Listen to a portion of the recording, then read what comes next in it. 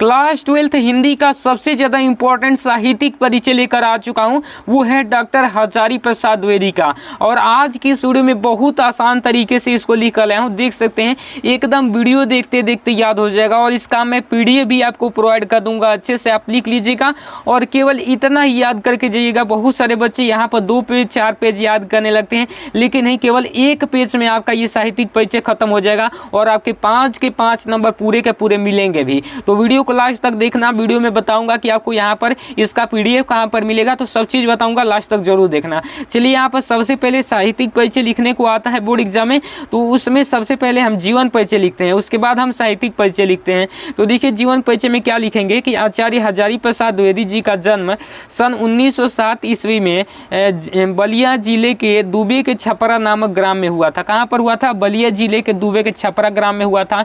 इनके पिता का नाम अनमोल द्विवेदी तथा माता का नाम ज्योतिषमती देवी था।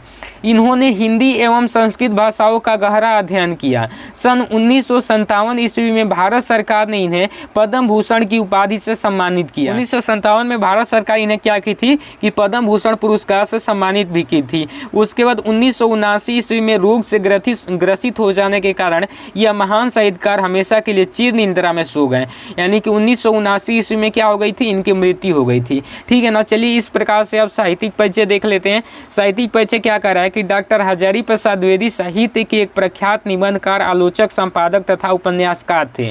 क्या थे भाई? तो एक निबंधकार भी थे, आलोचक भी थे, संपादक भी थे और उपन्यासकार भी थे। ठीक है ना। चलिए, इसके साथ ही एक कुशल वक्ता एवं सफल अध्यापक भी थे। इसके साथ क्या थे? कुशल वक्ता थे और एक सफल अध्यापक भी थे।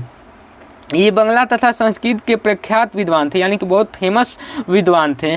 इनकी रचनाओं में नवीनता एवं प्राचीनता दोनों का समन्वय था, यानी कि प्राचीन चीज़ों की भी ऐड किए हैं अपनी रचनाओं में और नवीन चीज़ों यानी कि नई नई चीज़ों को भी ऐड किए हैं। उसके बाद देखिए, इन्होंने अभिनव भारती तथा विश्व भारती ग्रंथों का संपादन किया। कौन कौन से ग्रंथ? अभिनव भारती और विश्व भारती, 2 ग्रंथों का इन्होंने संपादन किया था। इस प्रकार से आप साहित्यिक परिचय का आपका खत्म हो जाएगा। उसके बाद कृतियाँ यानी कि रचनाएं। डॉक्टर हजारी प्रसाद द्विवेदी ने हिंदी साहित्य के अनेक ग्रंथों की रचना की। अब कौन कौन से ग्रंथों की रचना की वो हम देखेंगे। तो देखिए, बहुत सारे ग्रंथों की इन्होंने रचना की।